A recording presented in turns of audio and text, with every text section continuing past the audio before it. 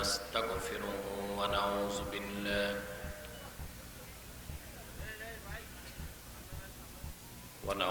بالله من شرور أنفسنا ومن سيئات أعمالنا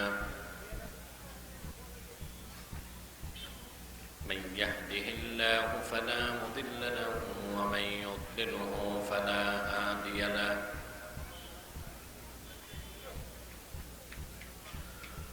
ونشهد أن لا إله إلا الله الحي القيوم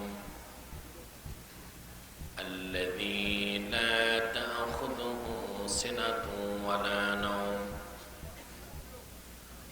ونشهد أن سيدنا وحبيبنا ومولانا محمدا عبد الله ورسوله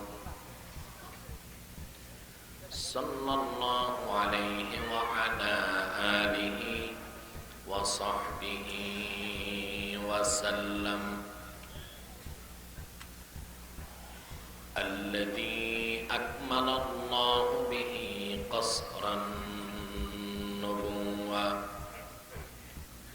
أي ختم الله به النبوة وحكم لا نبي بعده وأهلنا في القرآن بالبرهان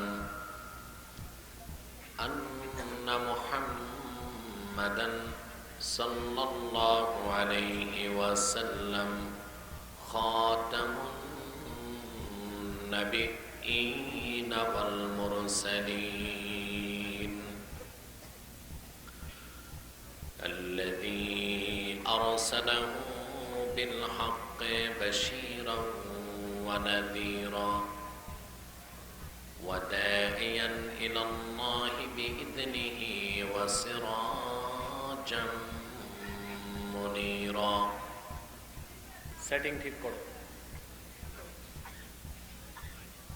فقد قال الله تعالى في كلامه المجيد والفرقان الحميد أعوذ بالله من الشيطان الرجيم بسم الله الرحمن الرحيم يا أيها الذين آمنوا توبوا إلى الله توبة نصوحا عسى ربكم أن يكفر عنكم سيئاتكم ويدخلكم جنات تجري من تحتها الأنهار يوم لا يخزي الله النبي والذين آمنوا معه نورهم يسعى بين أيديهم وبأيمانهم يقولون ربنا أتمم لنا نورنا واغفر لنا إنك على كل شيء قدير إلى آخر السورة صدق الله العظيم وصدق رسوله النبي الكريم ونحن على ذلك من الشاهدين والشاكرين والحمد لله رب العالمين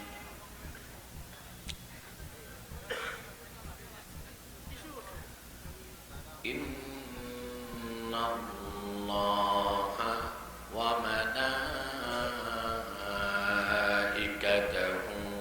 يصلون على النبي يا أيها الذين آمنوا صلوا عليه وسلموا تسليما اللهم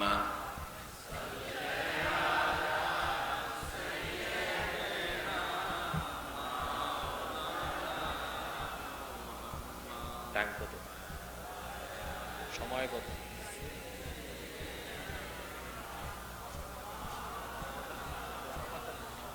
জবান খুলে পড়ুন আল্লাহুম্মা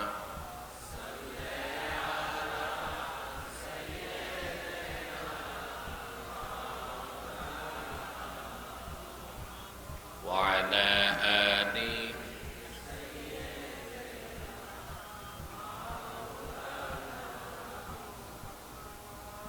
मेरा दिल तड़प रहा है मेरा जल रहा है सीना ये दवा वही मिलेगी मुझे ले चलो मदीना अल्लाहुम्मा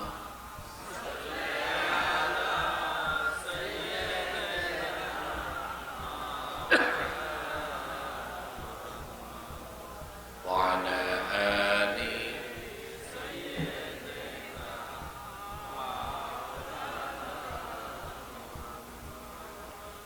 बख्त का चमके सितारा हाजिरी का हो इशारा देख कर रोजा प्यारा फिर कहें हम खादिम तुम्हारा अल्लाहुम्मा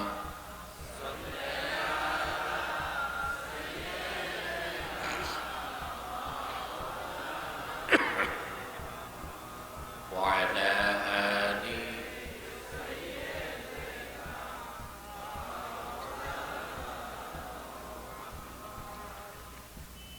محمد رسول الله صلى الله عليه وسلم ختم الله به النبوة وحكم لا نبي بعده بلغ العلا بكماله كشف الدجى بجماله حسنت جميع خصاله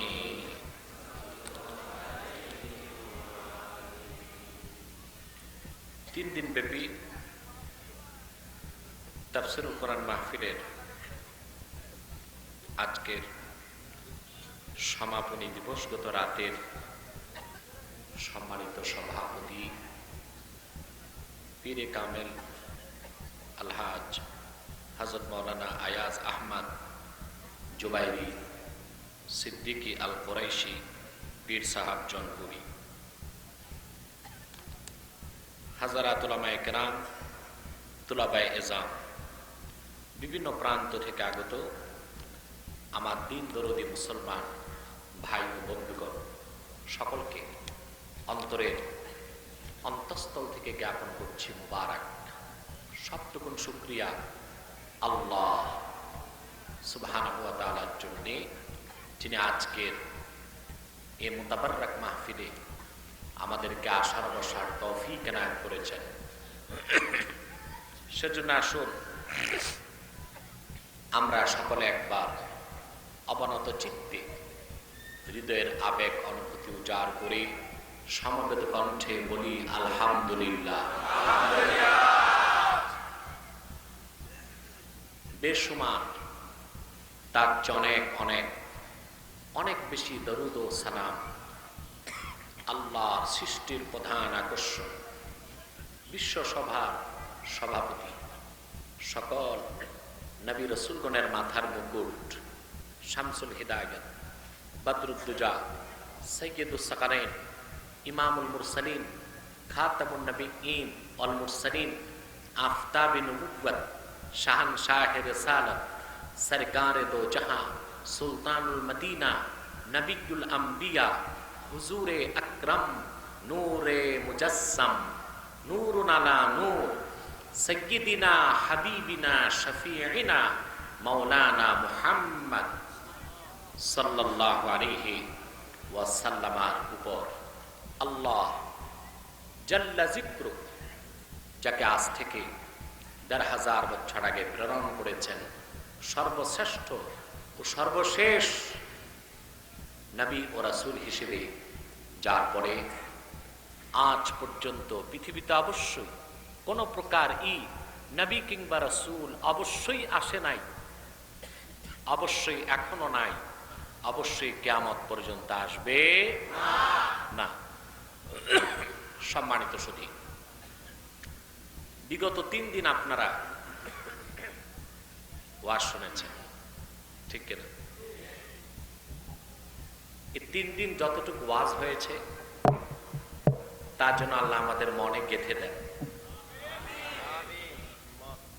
যতটুকু আওয়াজ হয়েছে তার জন্য মুছে দেন। ওয়াজ যেন গেঁথে দেন আর আওয়াজ মুছে দেন। অনেক সময় দেখা যায় মধুর সাথে বিষ মিশিয়ে মানুষকে হত্যা করা যায়। ওয়াজের মধ্যে ভালো কথার মাঝখানে ঈমান আকীদা বিধ্বস্তি শব্দ প্রয়োগ করে ঈমানও নষ্ট করা যায়। সেরকম দুরভিসন্ধি থেকে আল্লাহ আমাদেরকে রক্ষা করুন। আমি আজকে কোরআন কারীম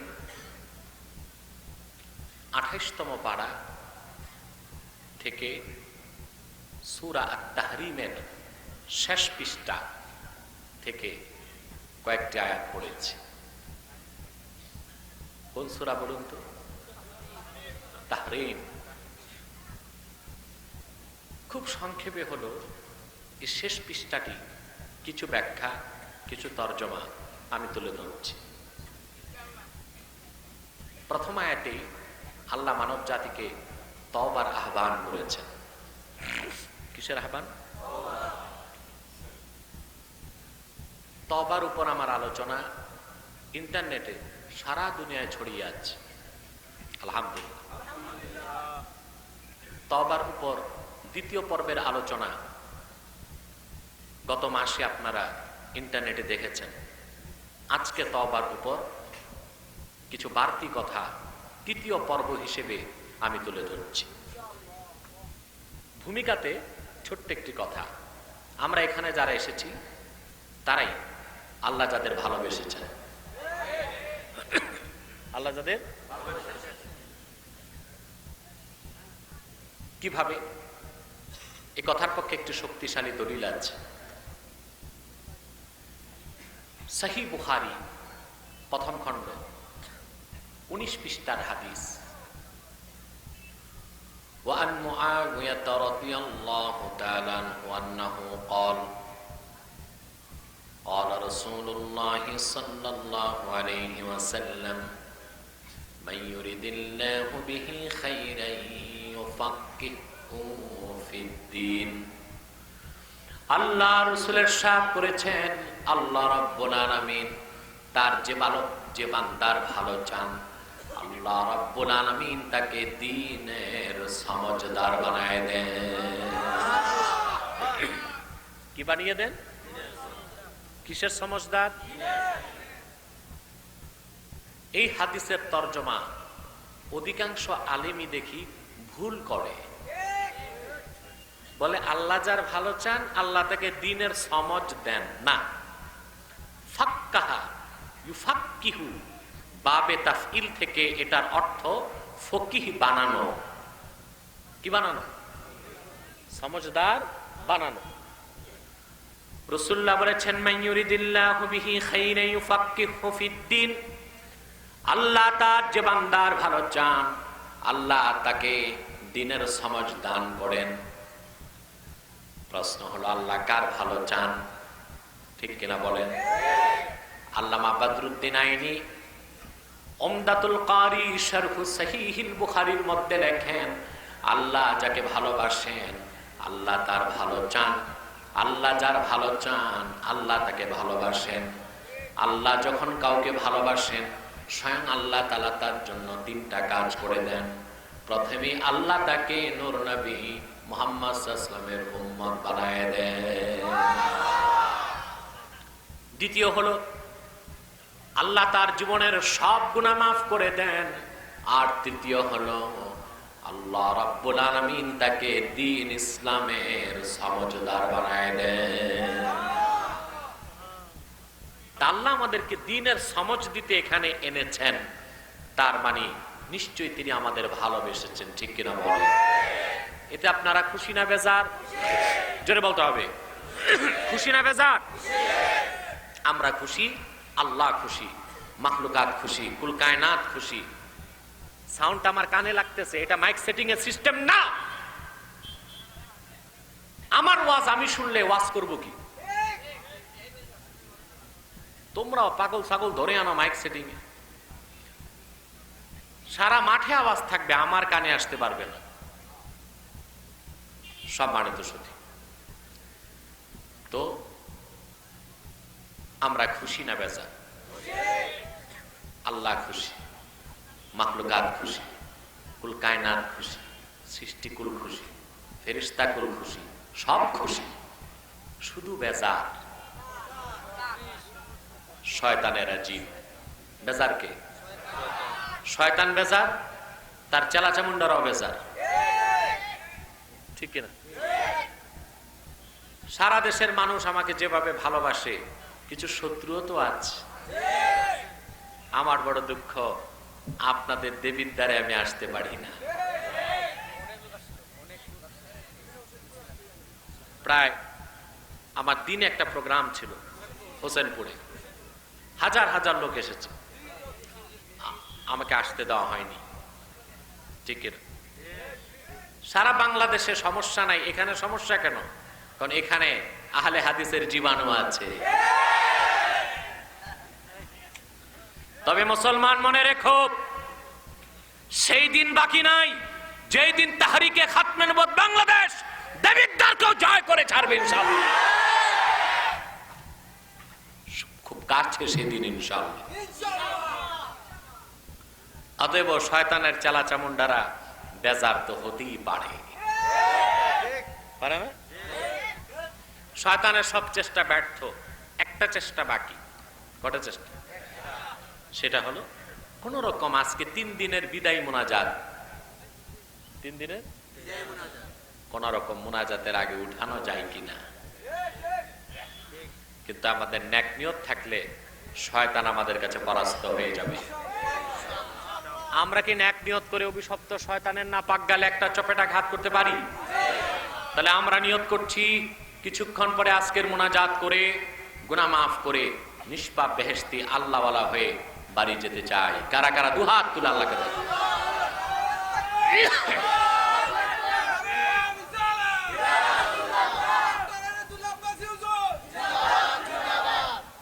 আল্লাহ কবুল করুন, আল্লাহ মঞ্জুর করুন।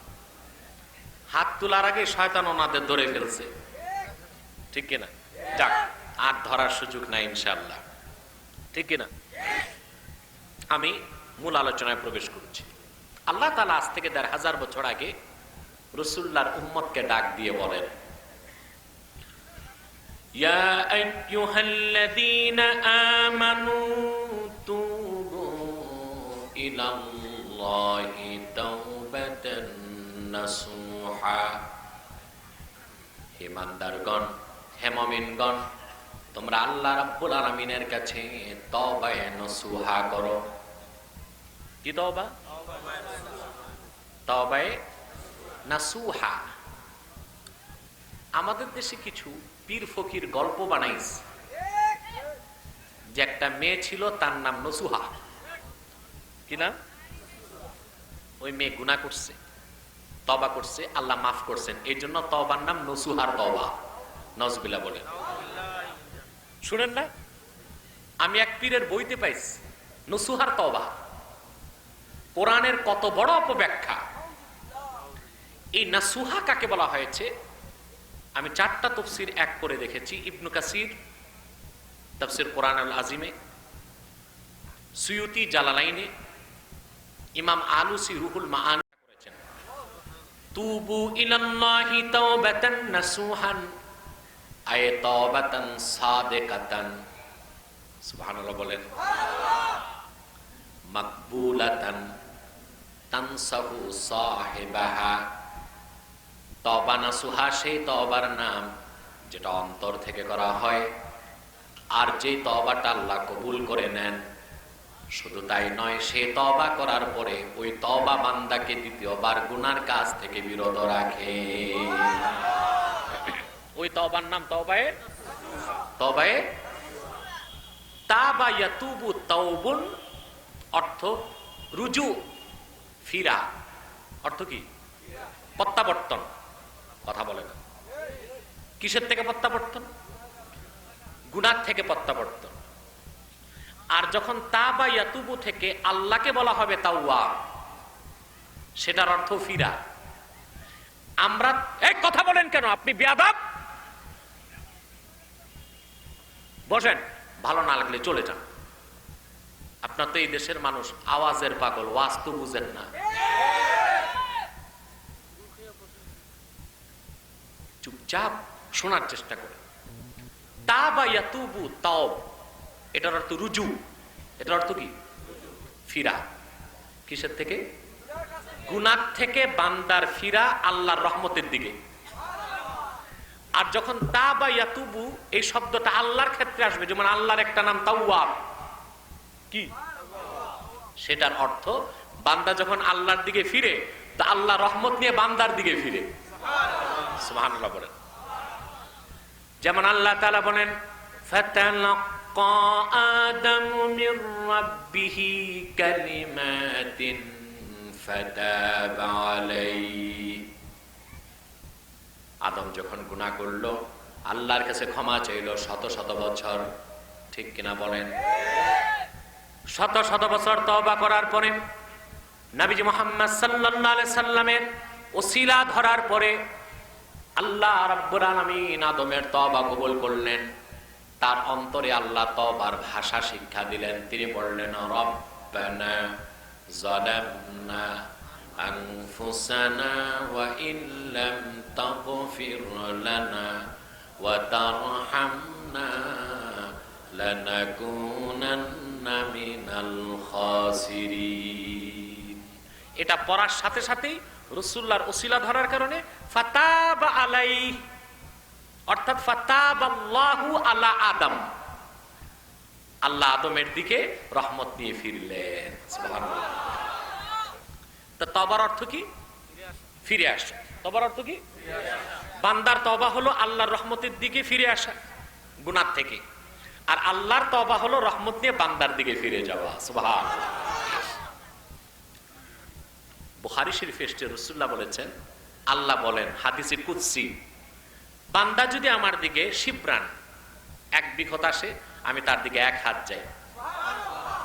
সে যদি আমার দিকে এক হাত আসে, আমি এক গজ যাই।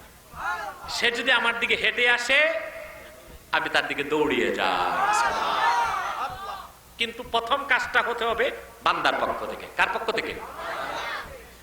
বান্দার গুনাহ যত বেশি হোক, তা জমতে জমতে যদি পাহাড় নয় আকাশ পর্যন্ত চলে যায়, তওবা নাসুহা যদি হয়, আল্লাহ মাফ করবেন। এটা আমার কথা নয়, সুনান তিরমিজির হাদিস, হাদিসে কুদসি আমার আল্লাহ বলেন, ইয়া ইবনা আদম লাউ বালাগাত যুনুবুকা আনানাস সামা সুম্মা ইস্তাগফারতানি লাগাফারতু লাক। ওরে আদম সন্তান, তোমার গুনাহ জমে জমে জমে জমে যদি আমার আকাশের মেঘমালা পর্যন্ত চলে যায়, তারপর তুমি যদি তাওবায়ে নাসুহা করো, অর্থাৎ অন্তর থেকে তওবা করো, কবুল তওবা করো, যে তওবার পর বান্দার গুনাহ করতে মন চায় না সেই তওবা করো, আমি আল্লাহ মুহূর্তের মধ্যে তোমার জীবনের সব গুনাহ মাফ করে তোমাকে শিশুর মতো নিষ্পাপ বানায় দেব। সুবহানাল্লাহ বলেন। এই তওবা আবার 6 প্রকার। খুব ভালো করে শুনেন, কয় প্রকার? আমি আবার জিজ্ঞেস করব, আমাদের তওবা কোন প্রকার? কথা বুঝতেছেন? 6 ভাগ তওবা কয় প্রকার? এক, আত-তাওবাতু মিনাশ শিরকি ওয়াল কুফর, শিরক থেকে, কুফর থেকে ঈমানের দিকে ফিরে আসা, এটা প্রথম তওবা। এটা কাফেরের, মুশরিকের যদি মুসলমান হতে চায়। একইভাবে মুসলমান যদি কাফের হয়, আবার মুসলমান হতে এই তওবা লাগবে, ঠিক না? মুসলমান কাফের হইতে পারে না? কাফের তো মুসলমান হয়, মুসলমানও কাফের হইতে কয় কথা লাগে? মৌলবীরা দেশে ওয়াজের নামে আহা ঈমান নষ্ট করে দিচ্ছে। এখন কিছু বক্তা বেরিয়েছে বলে কাফেরকে কাফের বলা যাবে না। এই কোরআন সূরা জুমারে আল্লাহ বলেন, দেখেন আল্লাহ কি বলেন, মা ইউজাদিলু ফি আয়াতিল্লাহি ইল্লাল্লাযীনা কাফারু ফালা ইয়াগরুকা তাকাল্লুবুহুম ফিল বিলাদ। আল্লাহ নিজে ফাতাওয়া দিয়েছেন, আল্লাহর কোরআনের আয়াতকে যারা অস্বীকার করে, কোরআনের আয়াতকে মানতে চায় না, আল্লাহ বলেন তারা কাফের ছাড়া কেউ নয়। এই ফতোয়া কার? এখন মনে করেন কোন শয়তান খবিস, নাম তার মুসলমানের নাম, হ্যাঁ, তুবাইশ ইবনে খুবাইশ মনে করেন, সে যদি কোরআনের এই পুরা শুরু থেকে শেষ পর্যন্ত 6666 আয়াতের কোন একটি আয়াতকে অস্বীকার করে, আল্লাহর ফতোয়ায় সে কি? কথা বলেন মুজাম্মেল সাহেব, ঝুমেন কেন? না ঝুমবেন না। 3 দিন কি করছেন? দিনও মাহফিল করছেন। ঘুমানো যাবে না, ঘুমালে স্টেজে বসা যাবে না, কারণ ঘুমের সময় ঘুমটা রসগোল্লার মতো মজা লাগে। একজন রসগোল্লা খেলে আরেকজনের মন চায়, তো ঘুমের সময় একজন ঘুমালে আরেকজন ঘুমাইতে মন চায়। আব্দুল কুদ্দুস তুমি আমার কাছে আসো, ঠিকঠাক বস। সম্মানিত সুধী, এখন কেউ যদি একটি আয়াতকে অস্বীকার করে, আল্লাহ ফতোয়া দিলেন সে কি? তা আপনি তাকে কি বলবেন? তাকে যদি আপনি কাফের না বলেন, আপনি কাফের, কারণ আপনি আল্লাহর ফাতাওয়ায় একমত হতে পারলেন না। এখন চিন্তা করেন, যেসব মূর্খ বক্তা নামের তক্তা এই ফতোয়া দিচ্ছে কাফেরকে কাফের বলা যাবে না, আসলে তারা নিজেরাও কাফেরদের দালালি করছে, ঠিক কিনা বলে? মিয়া ঐক্য চাও কাকে নিয়ে? ঐক্য হবে মুসলমানে। যার ঈমান ঠিক নাই, আল্লাহ তো তাকে মুসলমান বলে স্বীকৃতি দেন না। স্বীকৃতি দেন? কথা বলে না, স্বীকৃতি দেন? তো কাফের থেকে কেউ যদি মুসলিম হয়, তার হলো প্রথম তওবা আত-তাওবাতু মিনাশ শিরকি ওয়াল কুফর। এটা হলো কাফের মুশরিকের তওবা। 2 নাম্বার হলো তওবা মিনাল কাবাইর, কবিরা গুনাহ থেকে তওবা। সুবহানাল্লাহ। এটা হলো আমাদের তওবা, কারণ আমাদের দ্বারা কবিরা গুনাহ হচ্ছে। হচ্ছে কিনা বলেন? জোরে বলেন। সমাজে সবচেয়ে বড় কবিরা গুনাহগার হলো যারা সুদখোর। যারা, আমি তো প্রায় বলি, সুদখোর চোর থেকেও খারাপ, ডাকাত থেকেও খারাপ, জানাখোর থেকেও খারাপ। চোর থেকেও খারাপ, ডাকাত থেকেও খারাপ, জানাখোর থেকেও খারাপ। হাদিসে এসেছে, আমার হুজুর বলেছেন, 1 দিরহাম সুদ খাওয়া, 1 দিরহাম, আরব আমিরাতের 1 দিরহাম বাংলাদেশের 22 টাকা। এই 22 টাকা পরিমাণ সুদ খাওয়া আসাদ্দু মিন 36 জানিয়া, 36 বার জিনা করার চেয়ে বড় গুনাহ। কতবার? 36 বার। আর অন্য রাওয়ায়াতে এসেছে আসাদ্দু মিন 36 জানিয়াতান ফিল হাতিম।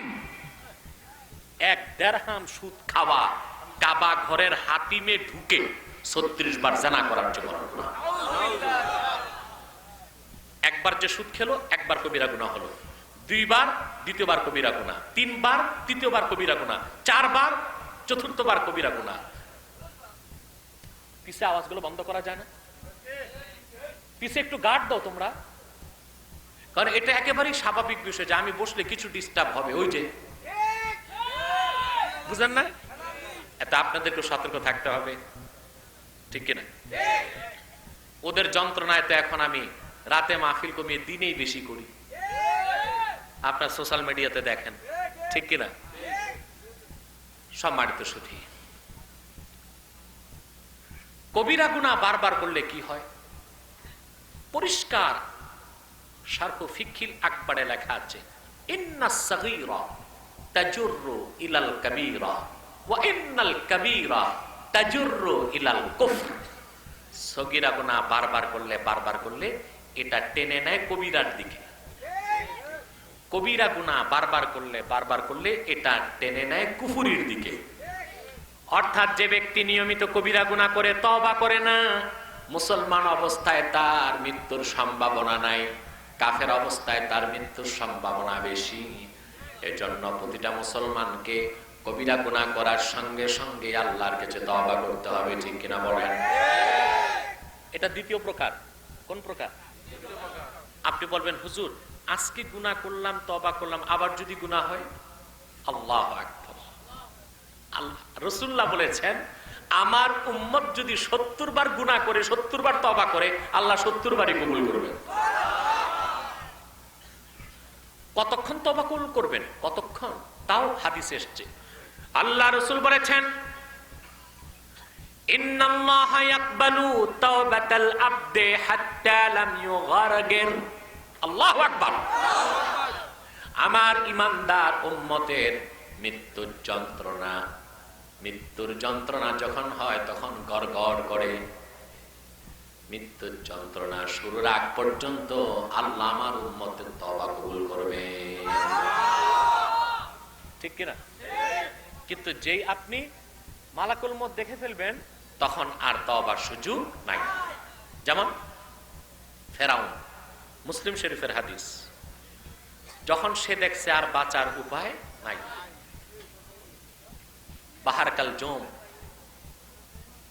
10 মাইল পাশ নদী, বুঝলেন?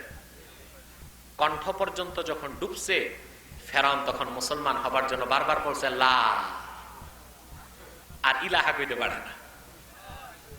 এটা বানানো কথা না, মুসলিম শরীফের হাদিস। সে বলছে লা, ইলাহা বলার আগে, ইল্লাল্লাহ বলার আগে জিবরিল সাগরের নিচ থেকে বালু নিয়ে ওর মুখে ঢুকাইতেছে, যে কুত্তাটা তুই ফেরাউন, তুই মুসারে খুব কষ্ট দিছ, বনি ইসরায়েলে খুব কষ্ট দিছ, তোর মতো কমজাত নালায়েক বেহেশতে যেতে না পারে, আমি তোরে কলমা পড়তে দিব না। তাহলে মালাকুল মউত অ্যারেস্ট করার আগ পর্যন্ত আপনার তওবার সুযোগ আছে। এটা হলো কবিরা গুনাহ থেকে তওবা। কিসের থেকে তওবা? কয়টা গেল? কথা বলেন। 3 নাম্বার হলো তাওবাতু মিনাস সাগায়ের, সগীরা গুনাহ থেকে তওবা। বলে যে মুসলমান জামাতের সাথে যারা 5 ওয়াক্ত নামাজ পড়ে, সগীরা গুনাহ থেকে তওবার দরকার হয় না। ফজর নামাজের পর যোহর পর্যন্ত যত সগীরা গুনাহ হয়, জামাতের সঙ্গে যোহর নামাজ পড়লে সব সগীরা মাফ হয়ে যায়। আবার যোহর নামাজের পরে আসর পর্যন্ত যত তার সগীরা গুনাহ হয়, আসর নামাজ পড়লে সব মাফ হয়ে যায়।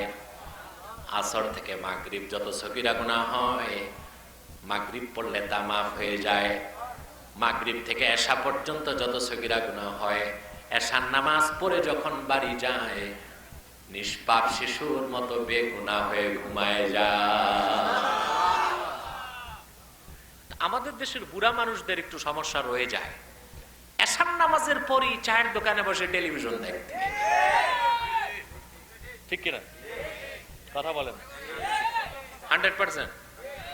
আমি আসার সময় দেখলাম মাওলানা ইয়াসিন ওয়াজ করছিল, অন্তত 1000 খানি লোক ওখানে বসে, মেলায় বসে।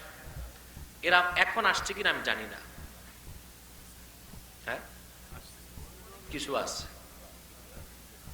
আমাদের দেশে বুড়া মানুষদের কালচার নষ্ট হয়ে যাচ্ছে, এরা টেলিভিশনের মহব্বত বেড়ে গেছে, ঠিক কিনা? তারপরে গভীর রাত পর্যন্ত বসে টক শো দেখে, কি দেখে বলেন? তাহলে আপনি নামাজের পরে যে গুনাহগুলো মাফ করলেন, নিষ্পাপ হয়ে শুতে পারলেন না, ফজরের আগে আপনার মৃত্যু হতে পারত। কয়টা তওবা গেল? জোরে বলেন। 4 নাম্বার তওবা হলো আত-তাওবাতু মিনাল মাকরুহাত।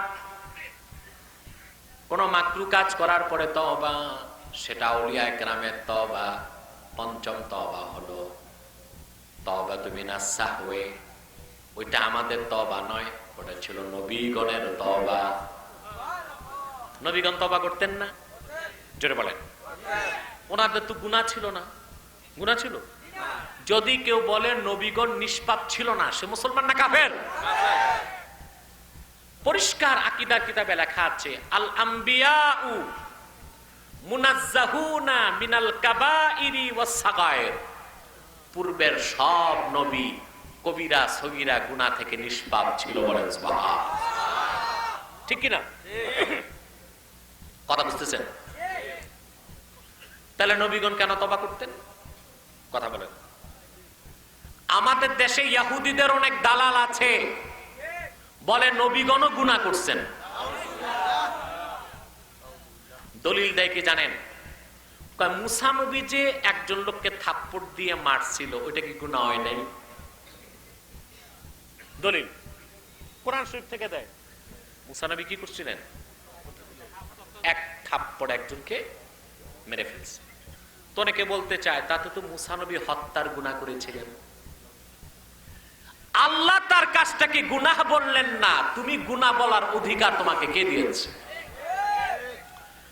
সূরা তাহাতে আল্লাহ মুসাকে বলেন, মুসা নবীকে কি বলেছেন তা আল্লাহ তুলে ধরেন। আল্লাহ বলেন, ফাকাতালতা নাফসান ফানাজ্জাইনাকা মিনাল গাম্মি ওয়া ফাতান্নাকা ফুতুনা। মুসা, তুমি একটা মানুষ মারছিলা, তারপর চিন্তায় পড়ে গেছিলা কি হয়, ওই চিন্তা থেকে আমি তোমাকে মুক্ত করেছি। আল্লাহ এটা বলেন নাই যে তুমি একটা মানুষ মারছিলা, গুনাহ হয়েছিল, আমি মাফ করছি। এটা বলছেন? কি বলছেন? তুমি চিন্তায় পড়ে গেছিলা, ওই চিন্তা থেকে আমি তোমাকে মুক্ত করেছি। তাহলে কোন একজন পয়গম্বর গুনাহ করেন নাই, ঠিক কিনা? তো নবীগণ তওবা করতেন কেন? প্রশ্ন আসে না? তারা ভুল করতেন, ভুল। সাহো সাহো সাহো। ভুল করে আমরা খারাপ কাজ করি, নবীগণ ভুল করে খারাপ কাজ করতেন না, এক ভালো কাজের জায়গায় আরেক ভালো কাজ করতেন। যেমন আমরা নামাজ পড়ি, 4 রাকাত নামাজ। কথা বুঝতেছেন? প্রথম বৈঠক করা কি? এই 3 দিন করে ওয়াজ শুনেন, ওয়াজিব। এটা কি? ওয়াজিব। ইমাম সাহেব ভুল করে প্রথম বৈঠকে না বসে 3য় রাকাতে দাঁড়ায় গেছে, এটা কি হলো? ভুল হইল। কি হলো? ভুল করে ইমাম সাহেব খারাপ কাজ করছে না, একটা ভালো কাজ না করে আরেকটা ভালো কাজ করছে। বৈঠকটা ওয়াজিব, তা বাদ দিয়া তিনি দাঁড়ায় গেছেন, ওটা ফরজ। কথা বলেন। তো ভুল করে কি ইমাম সাহেব কোন অন্যায় করছে না আরেকটা বড় ভালো কাজ করছে? শাস্তি কি? ইমাম সাহেবের চাকরি নিবেন। আমাদের দেশে তো ইমাম সাহেবদের এই অবস্থা, চাকরি নিয়ে ঘুমায়, ঘুম থেকে উঠে দেখে চাকরি নাই। চাকরি নিয়ে আর ঘুম থেকে উঠে দেখে ইমাম সাহেবের চাকরি নেই। মুসলমান সমাজে ইমামদের পিছনে পড়ে থাকে সুদখোর, ঘুষখোর আর দুর্নীতিবাজরা। ভালো মানুষ ইমামদের পিছনে পড়ে না। টাউটার, বাটপার, প্রতারক, মানুষেরটা লুটমার করে খায়, ওই রকম চরিত্রহীনরাই ইমামের বিরোধিতা করে থাকে। আপনাদের কি ইমামের পক্ষ নেওয়া উচিত? একজন ইমামকে বহিষ্কার করার আগে সুনির্দিষ্ট কারণ লাগবে। 1, তার আকীদায় সমস্যা আছে কিনা। 2, তার চরিত্রের সমস্যা আছে কিনা। 3, তার দায়িত্ব অবহেলা আছে কিনা। 4র্থ কোন কারণে ইমামকে যদি বহিষ্কার করা হয়, তার রিজিকে আঘাত করা হয়, যদি প্রতিবাদ না করেন, কাল কিয়ামতে আল্লাহর কাছে আপনাদের কাঠগড়ায় দাঁড়াতে হবে। দ্বিতীয় বৈঠক না করে দাঁড়ায় গেছে। কি তরক হইল? ভুল করে কি ইমাম খারাপ কাজ করছে না আর একটা ভালো কাজ করছে? কথা বলে না। একটা ওয়াজিব বাদ দিয়া ফরজ ধরছে। এখন ইমামের শাস্তি কি? দুইটা সাজদা। সুবহানাল্লাহ। ভাইরা আমার, একদিকে সালাম দিয়ে ইমাম দুইটা সাজদা দিবেন। আল্লাহর পক্ষ থেকে এই ভুলের পানিশমেন্ট দুটো সাজদা বাড়াতে হবে। সাজদা দুটো বাড়লে সওয়াব কমবে না বাড়বে? ইবনে মাজার হাদিস, রাসূলুল্লাহ বলেছেন আল্লাহর জন্য বান্দার একটা সাজদার মূল্য 7 আকাশ ও জমিনের চেয়ে বেশি দামি। ইমাম যদি ভুল না করতেন, যতটুকু সওয়াব পেতেন, ভুল করার পর সাজদা বেড়ে যাবার কারণে সওয়াব বাড়ছে না কমছে? নবীগণ সাহ করতেন, কি করতেন? ভুলে তারা আল্লাহর এক হুকুম মানার জায়গায় আরেক হুকুম মেনে নিতেন। সেজন্য তারা তওবা করতেন, গুনার জন্য তওবা করতেন না, তাদের গুনাহ ছিল না। যখন তারা আল্লাহর কাছে তওবা করতেন সাহরের জন্য, তখন নবীদের মর্যাদা আল্লাহরও বাড়ায় দিতেন। কয়টা তওবা গেল? 5টা। কয়টা? মনোযোগ আছে না? ঘুমান? কে কে ঘুমান? হাত তুলেন, তুলেন। বাহ বাহ।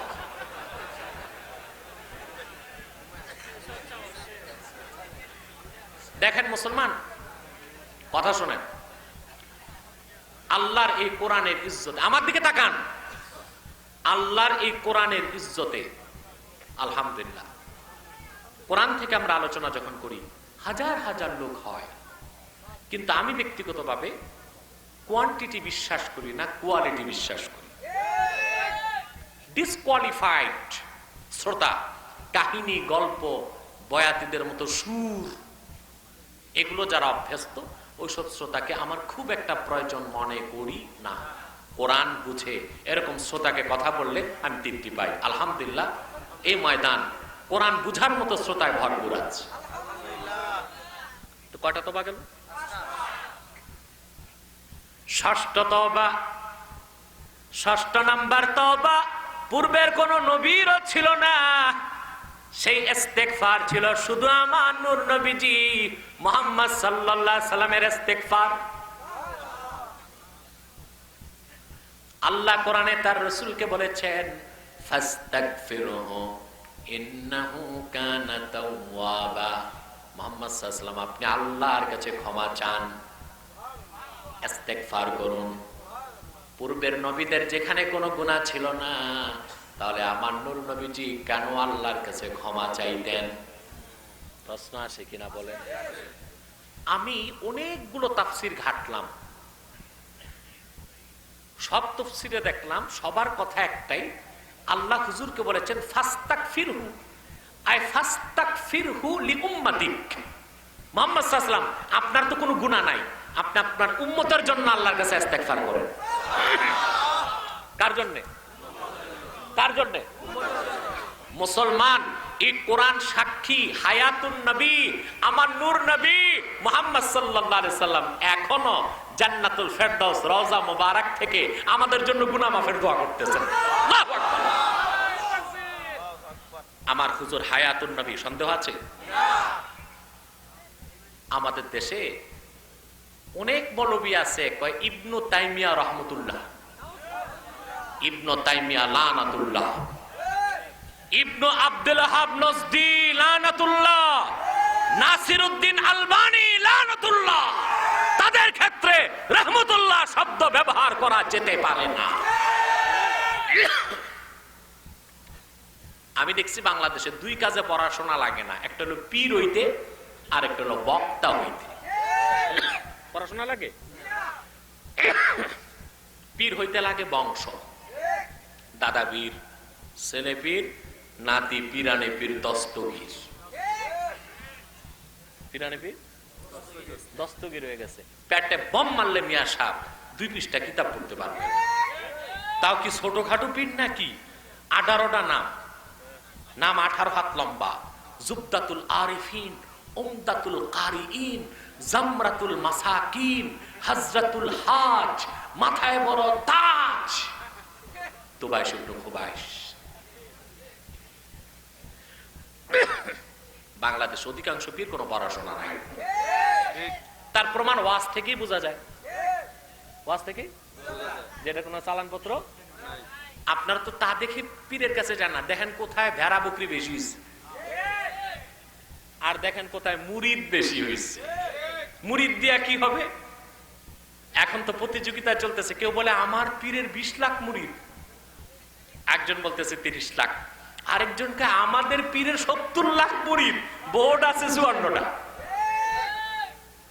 ভোট আছে তো বাকি মুরিদ গেল কথা বলে। এখন যেই মুরিদ পীরকে ভোট দেয় না, ওটা কি মুরিদ ধরবেন? কথা বলেন। মুরিদের অবস্থা কি জানেন? আমি বলে থাকি, মুরিদ মনে করে দুধ, কলা, পনির, মাখন আর নগদ নোট এটা পাবে পীর, আর নেতায় পাবে ভোট। ডাবল স্ট্যান্ডার্ড হয়ে গেছে। পীরের কাছে ভোট, পীরের কাছে নোট, নেতার বাক্সে ভোট। সত্য না মিথ্যা? এইরকম 70 লাখ মুরিদ দিয়ে কি হবে আপনার? ওই যে 54টা ভোট পাইছেন, ওইটাই আপনার মুরিদ। কথা বুঝতেছেন? আর এক বাংলাদেশে সুর থাকলে বক্তা হওয়া যায়, পড়াশোনার কোনো দরকার। বক্তা তো কত ব্র্যান্ডের বের হয়েছে বাংলাদেশে, পোস্টারে দেখবেন এক এক আকর্ষণের বক্তা। 26 ইঞ্চি বক্তা, 22 ইঞ্চি বক্তা, অন্ধ বক্তা, কানা বক্তা, প্যারালাইজ বক্তা, ল্যাংরা বক্তা, পুরুষ মহিলা হয়েছে সেই বক্তা, মহিলা পুরুষ হয়েছে সেই বক্তা, ক্লিপ হিজরা বক্তা, শিশু বক্তা, নাবালেক বক্তা। দেখতেছেন? যেখানে নাবালেগের পিছে নামাজ পড়া জায়েজ নাই, নাবালেগের ওয়াজ শোনা যাবে? শিশু বক্তা, মাঠঘাট জায়গা নাই, ওয়াজ শুনতে আছে শিশু বাচ্চার, ওর মুখ থেকে ফিডারটাও পড়ে নাই। হচ্ছে কিনা? ইবনে তাইমিয়াকে রহমতুল্লাহ বলা যাবে না। এই ইবনে তাইমিয়া প্রথম তার কিতাবে লিখেছে রাসূলুল্লাহকে হায়াতুন নবী বলা যাবে না। এই মারদুদ ইবনে তাইমিয়া তার কিতাবে লিখেছে নিয়ত করে রওজা শরীফ জিয়ারত করতে যাওয়া শিরক। পড়াশোনা করো। আর ইবনে তাইমিয়ার রহমতুল্লাহ বলার দরকারটা কি তোমার? কে ইবনে আব্দুল ওয়াহাব নজদি? বুখারীর হাদিস, রাসূলুল্লাহ বলেছেন, রাসূলুল্লাহর কাছে শাম দেশের লোক দোয়া চাইতে গেছে। হুজুর বললেন আল্লাহুম্মা বারিক লানা শামিনা, আল্লাহুম্মা বারিক লানা ফি শামিনা, আল্লাহ শাম দেশে বরকত দাও। ইয়ামানের লোক বললেন হুজুর দোয়া করেন। হুজুর বললেন আল্লাহুম্মা বারিক লানা ফি ইয়ামানিনা, আল্লাহ ইয়ামানে বরকত দাও। নজদ, এটা সৌদি আরবে রিয়াদের কাছে, ইরাকের পাশে। ওই জায়গার লোকজন বললেন হুজুর আমাদের নজদের জন্য দোয়া করেন। হুজুর বললেন ইয়াতলাউ কারনুশ শায়তানে মিনান নাজদ, শয়তানের শিং বের হবে নজদ থেকে। এই হাদিসের ব্যাখ্যায় দারুল উলুম দেওবন্দের শ্রেষ্ঠ মুহাদ্দিস আল্লামা আনোয়ার কাশ্মীরি ফায়জুল বারি শারহু সহিহুল বুখারী 4th খণ্ডের 175 পৃষ্ঠায় লেখেন এই শয়তানের শিং কে? তিনি বলেন সে হলো ইবনু আব্দুল ওয়াহাব নজদি। আম্মা আব্দুল ওয়াহাব আন-নাজদি কানা রাজুলান বালিদান কালিলাল ইলম। এই শয়তানের শিং হলো ইবনে আব্দুল ওয়াহাব নজদি। মুহাদ্দিস যাকে শয়তানের শিং বলতেছে তাকে তুমি রহমতুল্লাহ বলো, এটা মূর্খতা ছাড়া আর কিছু নয়। নাসিরউদ্দিন আলবানী রহমতুল্লাহ, কে নাসিরউদ্দিন আলবানী? নাসিরউদ্দিন আলবানী বলেছে মসজিদ নববীর পাশ থেকে রাসূলুল্লাহ রওজা শরীফ সরায়া জান্নাতুল বাকিতে দেওয়া হোক। নূর নবী মুহাম্মদ সাল্লাল্লাহু আলাইহি সাল্লামের জান্নাতুল ফেরদাউস রওজা শরীফের ক্ষেত্রে যে কথা বলেছে সেই নাসিরউদ্দিন আলবানী ইহুদিদের দালাল ছাড়া কিছু হতে পারে না। সে হয়ে গেছে রহমতুল্লাহ। এই সেই নাসিরউদ্দিন আলবানী যে তার ফতোয়া দিয়েছে ফিলিস্তিনে মুসলমানের কোনো অধিকার নাই, বাইতুল মুকাদ্দাস মুসলমানদের উচিত ইসরায়েলকে দিয়ে দেওয়া। এটা তার লিখিত ফাতাওয়া। সে নাসির উদ্দিন আলবানি হয়ে গেছে কি, কোথায় রহমতুল্লাহ পড়তে হবে, কোথাও লানাতুল্লাহ, এতটুকু জ্ঞান নাই। ওই যে চৌধুরী সাহেব মরে গেছে, বেকুফের মতো যে কয় মাশাআল্লাহ তাবারাকাল্লাহ, মাশাআল্লাহ বলবে না ইন্নালিল্লাহ। তো কোথায় রহমতুল্লাহ বলবে, কোথায় লানাতুল্লাহ, এতটুকু জ্ঞান আমাদের থাকা দরকার, ঠিক কিনা বলে? কথা বুঝতেছেন? সম্মানিত সুধী, নূর নবী মুহাম্মদ সাল্লাল্লাহু আলাইহি ওয়াসাল্লাম হায়াতুন নবী। সন্দেহ আছে? যার সন্দেহ থাকবে সে মুসলমান থাকবে? আমি একটা দলিল দিচ্ছি, ওয়াফাউল ওয়াফা বি আখবারি দারিল মুস্তাফা, 4 খণ্ডের কিতাব। এটা মক্কা শরীফে একটা জায়গা আছে না মারওয়া, ওখান থেকে প্রকাশ হয়। 4 খণ্ডের কিতাবটা 1450 পৃষ্ঠা, শুধু মক্কা শরীফ আর মদিনা শরীফের বর্ণনা। 4th খণ্ডের 1354 পৃষ্ঠায় বর্ণনা এসছে আবুল খায়ের আক্তা। আবুল খায়ের আক্তা বড় মুজতাহিদ, মুহাদ্দিস, ফকিহ। তিনি বলেন, আমি গেলাম হজ করতে। আবুল খায়ের আক্তা বলেন, হজ করে আমি গেলাম মদিনা মুনাওয়ারায়। আকামতু ফিল মদিনাতি 5 আইয়ামিন মা যুক্তু যাওয়াকান ইল্লাল মা। আমি মদিনা মুনাওয়ারাতে 5 দিন অবস্থান করলাম। আমার কাছে টাকা পয়সা ছিল না, সেজন্য 5 দিন আমি কিছু খেতে পারি নাই, শুধু পানি খেয়ে 5 দিন আমি কাটালাম। সুবহানাল্লাহ বলবেন। কয়দিন? আমরা হলে তো 6 দিনের দিন ভিক্ষা শুরু করতাম। কথা বলে না, মনে কষ্ট নিয়েন না। আমি দেখছি হজ করতে যে যত ভিক্ষুক আর পকেট মার সব সাবকন্টিনেন্টের, ভারত, পাকিস্তান, বাংলাদেশ, কি ফুল মিয়া, ঠিক কিনা?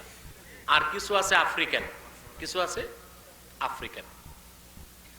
আমি এই আপনার একবার উমরা করতে যে দেখলাম মক্কা টাওয়ারের সামনে লম্বা জুব্বাওয়ালা এক লোক, 2 হাত কাটা, এমনে পয়সা ধরে টাকা ভিক্ষা করছে। তো সকালে যেতেও দেখি ভিক্ষা করতেছে, বিকালেও দেখি ভিক্ষা করে, চেহারাতে বোঝা যায় এটা মেড ইন বাংলাদেশ। আমি এসে বললাম, ভাই আপনার বাড়ি কই? কয় আর দেশ হেনি, নোয়াখালী। আর দেশ হেনি। তাই আমি বললাম, ভাই আপনি কি হজ করতে আসেন না এই কাজে আসেন? কয় দোনোটাই উদ্দেশ্য। আমি তো আসা যাওয়ার পর থাকি কি? প্রতি বছর রোজায় আসি, 20 দিন থাকি, টিকিট খরচ, ভিসা প্রসেসিং সবকিছুর পরও 70-80 হাজার টাকা থাকে মাসে, সারা বছর চলে।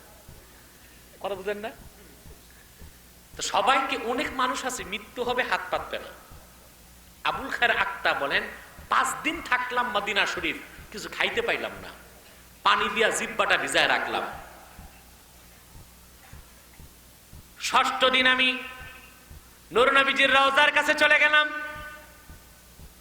রাসূলুল্লাহকে ডেকে বললাম, আনা দাইফুকা ইয়া রাসূলুল্লাহ, হে আল্লাহর রাসূল, আমি আপনার মেহমান, 5 দিন ধরে আছি, মুখে কিছু দিতে পারি নাই, আমার মৃত্যু হয়ে গেল, আমি আপনার মদিনা ছাড়ব না, কারো কাছে হাত পাতব না।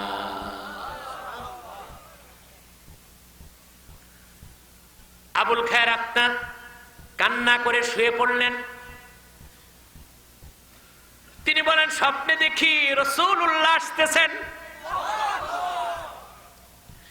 ডানে আবু বকর, বামে আলী, বামে ওমর, সামনে হযরতে আলী।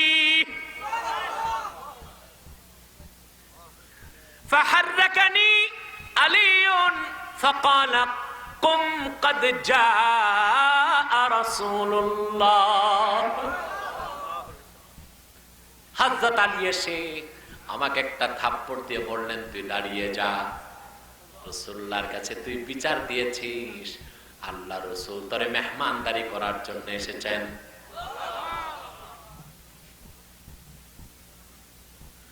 ফাআতানি রাসূলুল্লাহ সাল্লাল্লাহু আলাইহি ওয়াসাল্লাম রাগীফা, নবীজি মুহাম্মদ সাল্লাল্লাহু আলাইহি সাল্লাম আমাকে একটা রুটি দিলেন। আমি স্বপ্নে রুটিটা খেতে লাগলাম, আমার পেট ভরে গেল। জীবনে এমন স্বাদের রুটি খাই নাই, এমন ঘ্রাণ কোনোদিন পাই নাই। অর্ধেক রুটি খাওয়ার পর আমার ঘুম চলে গেল, চোখ মেলে গেল। আমি দেখি নূর নবীর দেওয়া রুটির অর্ধেক তখন আমার ডান হাতেই আছে।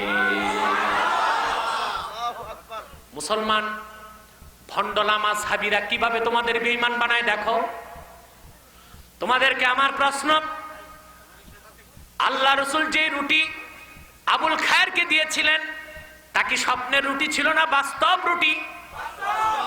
স্বপ্নের রুটি যদি হতো, ঘুম থেকে উঠার পর অর্ধেক রুটি হাতে পেত না, তাহলে কোরআন হাদিসের দলিলের সাথে এটাও একটা দলিল, আমার নবী মুহাম্মদ সাল্লাল্লাহু আলাইহি সাল্লাম হায়াতুন নবী।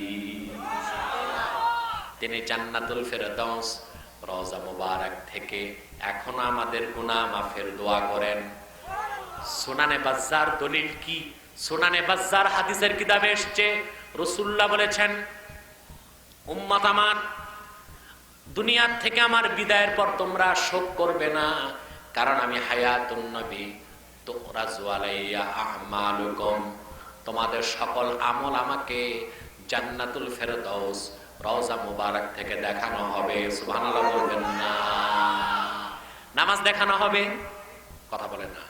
রোজা, হজ, যাকাত, শুধু মিলাদ ক্যাম্প বাদ যাবে,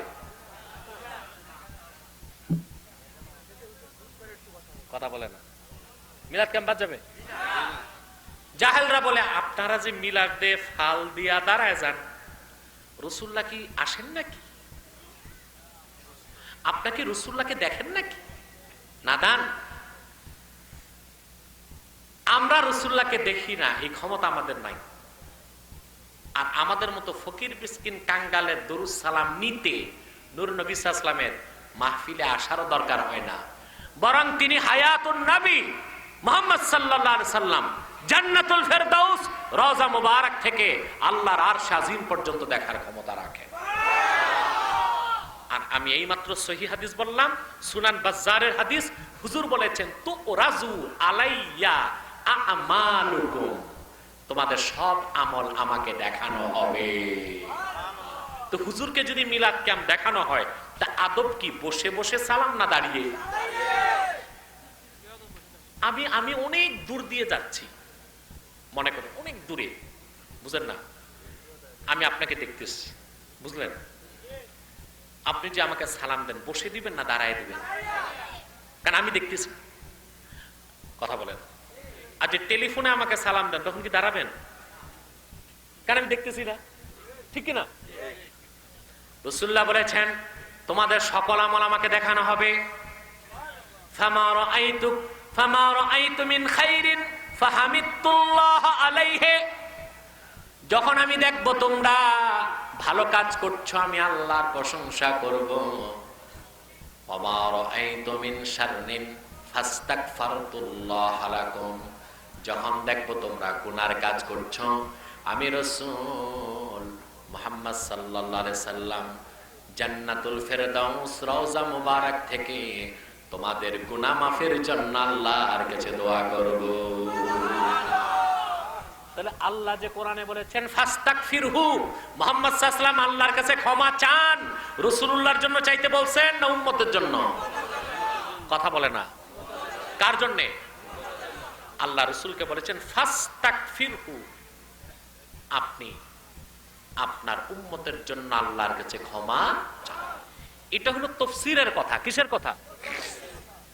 কিন্তু যারা তাসাউফপন্থী, ইলমে শরীয়তের সাথে আল্লাহ ইলমে মারিফতের জ্ঞান দিছে, তাদের ব্যাখ্যাটা আরো গভীর হয়, বলেন সুবহানাল্লাহ। শরফুদ্দিন ইয়াহইয়া মানিরি তিনি মাকতুবাতে সাদিতে লেখেন যে মূলত ইস্তেগফার 6 প্রকার। কয় প্রকার শুনছেন না? কথা বলেন। শিরক কুফর থেকে তওবা, কবিরা গুনাহ থেকে তওবা, সগীরা থেকে তওবা, মাকরু থেকে তওবা, পূর্বের নবীদের তওবা। 6ষ্ঠ প্রকার তওবা পূর্বের কোন নবীও করতে পারেন নাই, সেটা ছিল রাসূলুল্লাহর ইস্তেগফার। সেটা কি? রাসূলুল্লাহ সাল্লাল্লাহু আলাইহি সাল্লাম প্রত্যেক দিন আধ্যাত্মিকভাবে এক স্তর থেকে আরেক স্তরে আল্লাহর দিকে চলে যেতেন। হুজুর যখন এক স্তর থেকে আরেক স্তরে আল্লাহর দিকে যেতেন, তখন পূর্বের স্তরের জন্য হুজুর আল্লাহর কাছে তওবা করতেন। সুবহানাল্লাহ বলেন। অতএব নূর নবী যে মুহাম্মদ সাল্লাল্লাহু আলাইহি সাল্লামের কোনো গুনাহ ছিল না, ওনার যে তওবা ছিল সেটা ইস্তেগফার ছিল, সেটা ছিল তারকিয়ুম, এক স্তর থেকে আরেক স্তরে উঠার কারণে তওবা বলেন সুবহানাল্লাহ। আমাদের তওবা হলো কবিরা গুনাহ থেকে তওবা। কিসের থেকে তওবা? জোরে বলেন, কিসের থেকে তওবা? আমরা তা করব? তওবা করবেন না? তওবা করতে হবে তওবায়ে নাসুহা, তওবায়ে নাসুহা। ওই তওবা করলে কি হবে? আল্লাহ বলেন আসা রাব্বুকুম আইয়ুকাফিরা আনকুম সাইয়্যাতিকুম ওয়া ইউদখিলাকুম জান্নাতিন তাজরি মিন তাহতিহাল আনহার। তোমরা যদি সেই তওবা করো, আশা করা যায় আল্লাহ পাক তোমাদের জীবনের সব গুনাহ মাফ করে দিবেন। বলেন সুবহানাল্লাহ। ওয়া ইউদখিলাকুম, আর তোমাদেরকে আল্লাহ প্রবেশ করাবেন জান্নাতিন তাজরি মিন তাহতিহাল আনহার, সেই জান্নাতের মধ্যে যে জান্নাতের নিচ দিয়ে স্বচ্ছ পানির ফোয়ারা প্রবাহিত। বলেন সুবহানাল্লাহ। তারপর আল্লাহ বলেন ইয়াউমা লা ইউখজিল্লাহুন নাবিয়্যা ওয়াল্লাযীনা আমানু মাআ। আল্লাহ বলেন কিয়ামতের দিন কি ব্যাপার? কে দাঁড়াচ্ছেন?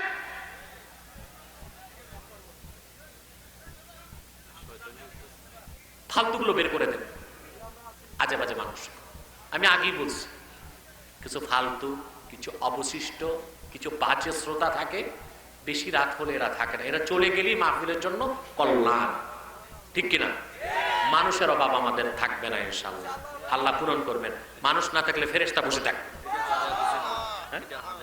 ঠিক কিনা? আমি জানি এটা কোন লোক উঠছে, না না, ওইটাই ওই জীবাণু। কথা বুঝতে পারছেন? সম্মানিত সুধী, আমার দিকে তাকান। আল্লাহ বলেন ইয়াউমা লা ইউখজিল্লাহুন নাবিয়্যা ওয়াল্লাযীনা আমানু মাআ। হাসর ময়দানে আল্লাহ তার নবী মুহাম্মদ সাল্লাল্লাহু আলাইহি সাল্লাম, ওনাকে এবং ওনার সাথে ঈমানদারদেরকে দুর্ব্যবহার করবেন না। আল্লাহ মুহাম্মদ সাল্লাল্লাহু আলাইহি সাল্লামের খাতিরে মুহাম্মদ সাল্লাল্লাহু আলাইহি সাল্লামের উম্মতকে কি মর্যাদা দিবেন? আল্লাহ বলতেছেন নূরুহুম ইয়াসআ বাইনা আইদিহিম ওয়া বিআইমানিহিম। মুহাম্মদ সাল্লাল্লাহু আলাইহি সাল্লামের প্রত্যেক ঈমানদার উম্মতের সামনে আর ডানে নূরের টুকরা নাচানাচি করতে থাকবে। বলেন সুবহানাল্লাহ। কিসের টুকরা? সাআ ইয়াসআ, তাসআ মানে দৌড়াদৌড়ি। সুবহানাল্লাহ বলেন। কথা বুঝতেছেন? সাআ ইয়াসআ তাসআ মানে কি?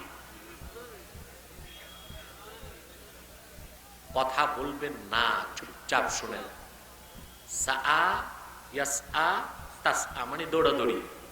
আল্লাহ বলেন কাল কিয়ামতে মুহাম্মদ সাল্লাল্লাহু আলাইহি সাল্লামের ঈমানদার উম্মতের সামনে আর ডানে নূরের টুকরা দৌড়াদৌড়ি করবে। সুবহানাল্লাহ।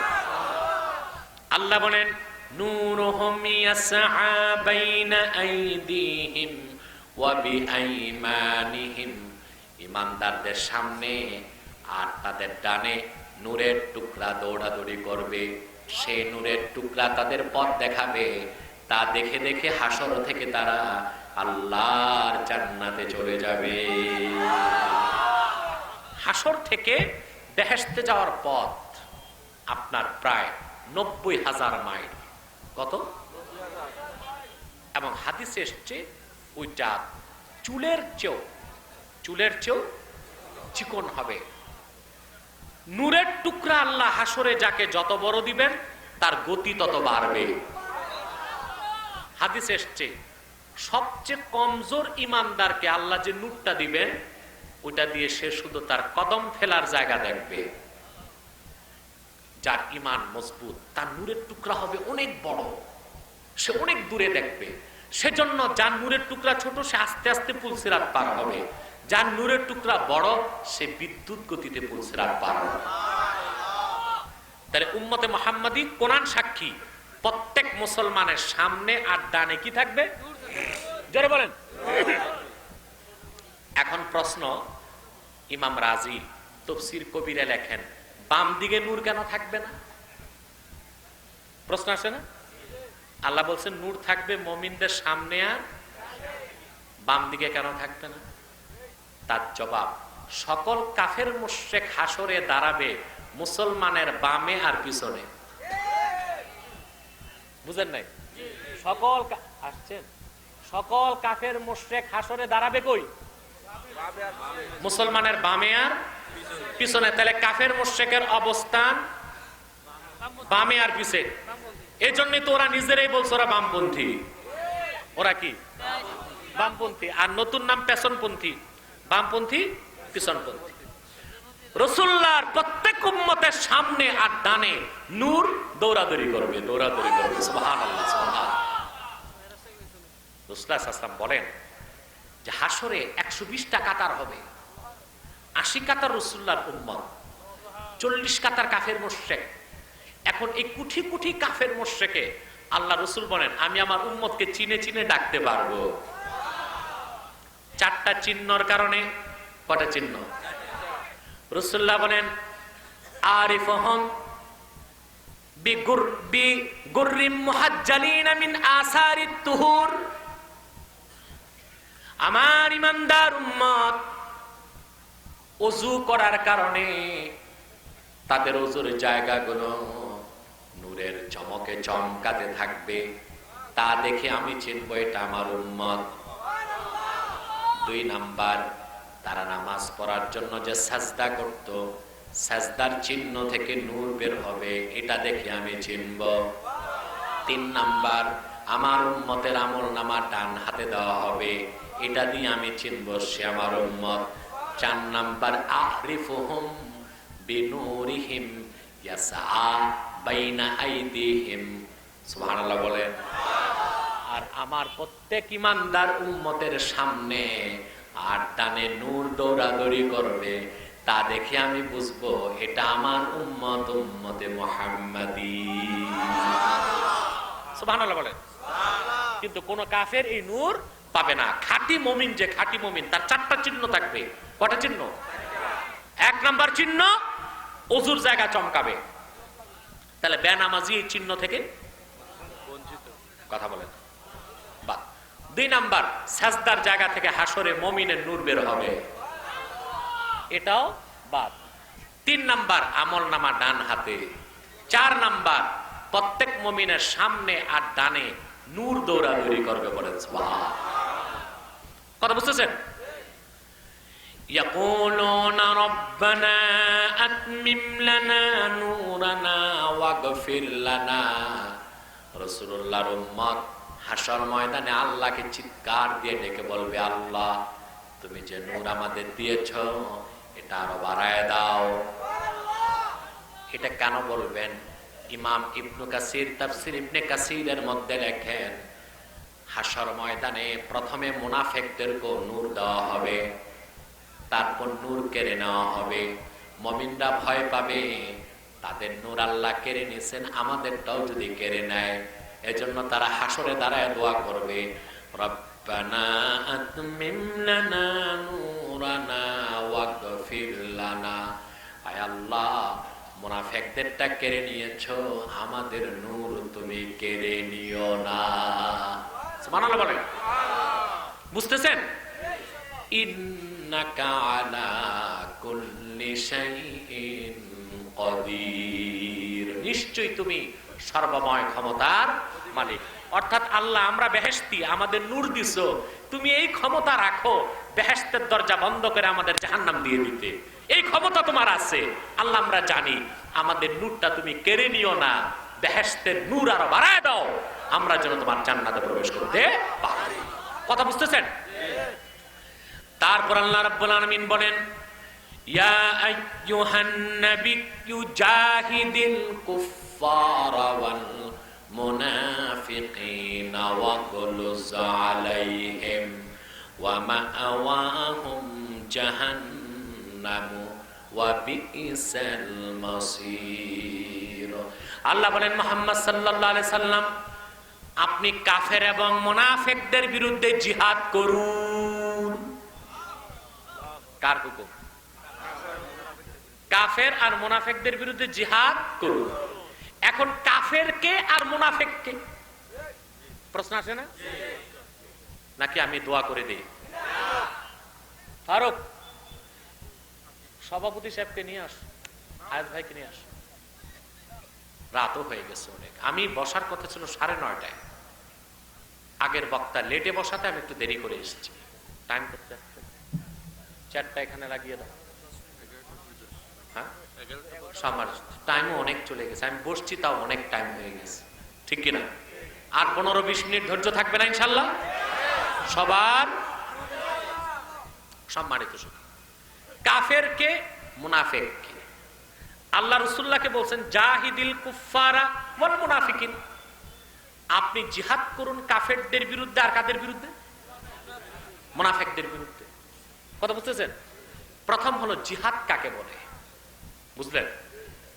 জাহাদা, ইউজাহিদু, মুজাহাদার অর্থ প্রচেষ্টা। এটা কি? প্রচেষ্টা। দ্বীনের পক্ষে, কাফের মুশরিকের বিপক্ষে যে কোনো কাজ, কলমে হোক মুখে হোক, ওটা জিহাদ। ওটা কি? এই যে আপনারা মাহফিল দিচ্ছেন, এটাও জিহাদ। এটাও কি? দ্বীনের পক্ষে। এটা কি? কিন্তু জিহাদের চূড়ান্ত রূপ হলো কেতাল, সশস্ত্র। আমরা মুসলমান সশস্ত্র জিহাদকে বিশ্বাস করি, তবে আইএস এর জিহাদকে বিশ্বাস করি না, ঠিক কিনা? আমি বলি is is nothing but a product of Jewish community. এটা ইহুদিদের তৈরি। আইএস কাদের তৈরি? আমি আগে বলেছি, আইএস এর প্রত্যেকটা অস্ত্রের গায়ে লেখা, it is the product of United state of America. এই অস্ত্রটা যুক্তরাষ্ট্রের নিজস্ব সম্পদ। প্রশ্ন হলো, যে আইএস সারা দুনিয়ায় ইসলামী রাষ্ট্র কায়েম করতে চায়, বিনামূল্যে আমেরিকা থেকে অস্ত্র দিবে কেন? কথা বলে না। বুঝা যায় দাল মে কুছ কালা হ্যায়, কাবাব মে হাড্ডি হ্যায়, ঠিক কিনা?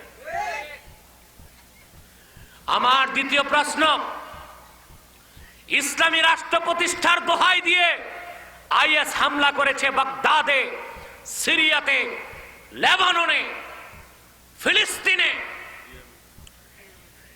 ইরাকে, লিবিয়াতে, আফগানে, কিন্তু ইসলাম ও মুসলমানের চিরশত্রু ইসরায়েলের তেল আবিবে কেন হামলা করে না?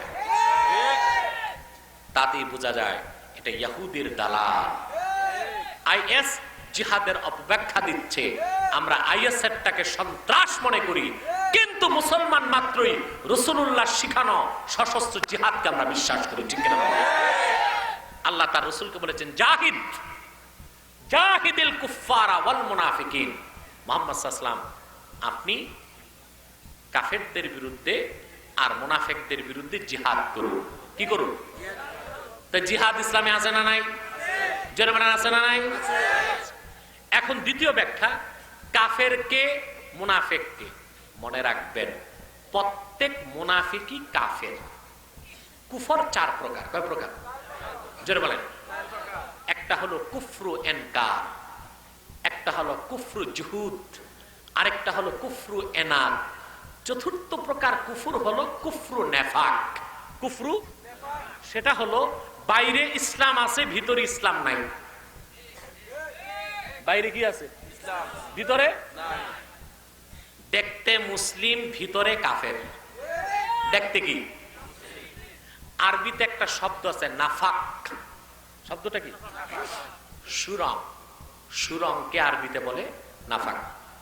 এই নাফাক থেকে নেফাক, এই নেফাক থেকে মুনাফিক।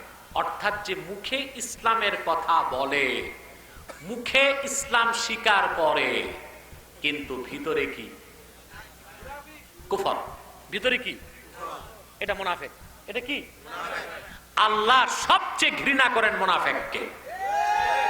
আমাদের সমাজে বড় সমস্যা হলো মুনাফিক, ঠিক কিনা? মুনাফিক আবার দুই প্রকার। কয় প্রকার? জোরে বলেন। বলবো, একটা হলো নেফাক ফিল আমাল, আমলে নেফাক। কিসে নেফাক? আমলের নেফাক হলো লোকটা মুসলমান, কাজটা মুনাফিকের। লোকটা কি? কাজটা। যেমন রাসূলুল্লাহ বলেছেন, আরবাউন মান কুন্না ফীহি কানা মুনাফিকান খালিসা। চারটি বৈশিষ্ট্য যার মধ্যে পাওয়া যাবে সে নির্ভেজাল মুনাফিক। প্রথম হলো ইজা তুমিনা খান, যখন তার কাছে আমানত রাখা হয় তখন সে খেয়ানত করবে। ওয়া ইজা হাদ্দাসা কাযাব, যখন সে কথা বলবে মিথ্যা বলবে। ওয়া ইদা ওয়াআদা আখলাফ, ওয়াদা যখন করবে খেলাফ করবে। ওয়া ইদা খাসামা ফাজার, যখন সে ঝগড়া করবে তো গালিগালাজ করবে। এই চারটা জিনিস যার মধ্যে পাওয়া যাবে, সে যদি মুসলমান হয় তারপরও সে মুনাফিক। তবে সে হবে ফাসিক মুনাফিক, কাফের মুনাফিক নয়। সবে কি মুনাফিক? এই চারটা বৈশিষ্ট্য একসাথে আমি খুঁজে দেখছি তথাকথিত নেতাদের মধ্যে পাওয়া যায়। কাদের মধ্যে? আমানতদার বানাইলে কি করে? কথা বলে না। সরকার বরাদ্দ দিচ্ছে। দুই, যখন কথা বলে মিথ্যা বলে। দেখবেন নেতারা যা ওয়াদা করে তা পূরণ করে। বক্তব্য দিতে আসলে নির্বাচনের আগে কথার ফুল ঝুড়ি, এটা করব সেটা করব, এটা বানাই দেবো সেটা বানাই দেবো, পরে দেখা যায় কোনো কিছুই। তিন, যখন ওয়াদা করে বরখেলাফ করে, কথা বলে না। স্বাধীনের পর থেকে সকল দলের নেতারা যে ওয়াদা করছে বাংলাদেশকে নিয়ে, তার যদি 16 আনার 4 আনা তারা পূরণ করত, বাংলাদেশ এতদিনে দক্ষিণ এশিয়ার সবচেয়ে ধনী রাষ্ট্রে পরিণত হয়ে যেত। ঠিক আছে? সত্য না মিথ্যা? আমি জানি না মফিজ চেয়ারম্যান কি চিন্তা করতেছে। একমত, মাশাআল্লাহ বলে। এই চেয়ারম্যান সাহেবকে যখন আমি দেখছি প্রথম, কি অবস্থা ছিল, আর আজকে কোথায় চেয়ারম্যান সাহেবের পরিবর্তন বোঝা যাবে না। একটা চেয়ারম্যান না মাদ্রাসার শিক্ষক। আলহামদুলিল্লাহ, আল্লাহ কবুল করুন। ফরিদ মেম্বার কই? ঘুমায় নাই? হ্যাঁ, ফরিদ মেম্বার নাই। সম্মানিত মনুদ্দিন সভাপতি সাহেব কেন না, কেন নিয়ে আসো। কথা বুঝতেছেন? তাহলে এই যে মুনাফিক, ফাসিক মুনাফিক, কথা বুঝেননি মিয়া সাহেব? মুনাফিক কয় প্রকার? একটা কাফের মুনাফিক, ফাসিক মুনাফিক। যে লোকটা ইমানদার মুসলমান, কিন্তু তার মধ্যে যদি চারটা জিনিস থাকে। কয়টা? আমানত রাখলে খেয়ানত করবে, কথা বললে, ওয়াদা করলে, ওয়াইদা খাসামা ফাজার, যখন তর্ক শুরু হয় তো গালিগালাজ করে। আমাদের সংসদ সদস্যদের মুখের ভাষা যে কত সুন্দর, তা সংসদ অধিবেশন থেকে মাঝে মধ্যে শিক্ষা নেওয়া যায়। ঠিক কিনা? কথা বলে না। তাহলে এই চারটা মুনাফিকের বৈশিষ্ট্য পাওয়া যায় নেতাদের মধ্যে। তবে সব নেতা না, কিছু ভালো নেতাও আছে। ঠিক কিনা? আরেক প্রকার মুনাফিক হলো কাফের মুনাফিক, যার বাইরে দাড়ি টুপি আবা কাবা জুব্বা ঠিক, বাইরে ইসলাম ভিতরে ইসলাম। ওইটাকে আল্লাহ এত ঘৃণা করছেন ওইটা কাফের হওয়ার পরও আল্লাহ আলাদা নাম নিছেন, ইয়া আইয়ুহান নাবিয়্যু জাহিদিল কুফফার ওয়াল মুনাফিকিনা ওয়াগলুজ আলাইহিম। ওয়া আমার নূর নবী মুহাম্মদ সাল্লাল্লাহু আলাইহি ওয়াসাল্লাম, আপনি কাফের এবং মুনাফিকদের বিরুদ্ধে জিহাদ করুন। আলহামদুলিল্লাহ বলেন। আমাদের সম্মানিত সভাপতি আল্লামা আয়াজ আহমদ সিদ্দিকী জুবাইরি পীর সাহেব জনপুরি উপস্থিত হয়েছেন। আলহামদুলিল্লাহ বলেন, জোরে বলেন আলহামদুলিল্লাহ। উনি তাড়াতাড়ি আসাতে আমি একটু তাড়াতাড়ি নেমে যাবার সুযোগ পেলাম। আলহামদুলিল্লাহ। সম্মানিত কথা বুঝতেছেন? তাহলে আল্লাহ জিহাদ করতে বলেছেন কাফেরদের বিরুদ্ধে, মুনাফিকদের বিরুদ্ধে, ঠিক কিনা বলেন? কথা বলেন। তারপর আল্লাহ বলেন ওয়াগলুজ আলাইহিম, কাফের মুনাফিকদের ক্ষেত্রে আপনি কঠোর নীতি অবলম্বন করুন।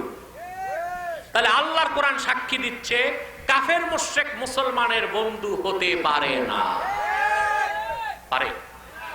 আল্লাহ তাদের ক্ষেত্রে রাসূলুল্লাহকে বলেছেন কঠোর হতে। আর আমরা 57টি মুসলিম রাষ্ট্র, অধিকাংশ মুসলিম রাষ্ট্র বন্ধু বানিয়েছি কাফের রাষ্ট্রগুলোকে, ঠিক কিনা বলেন?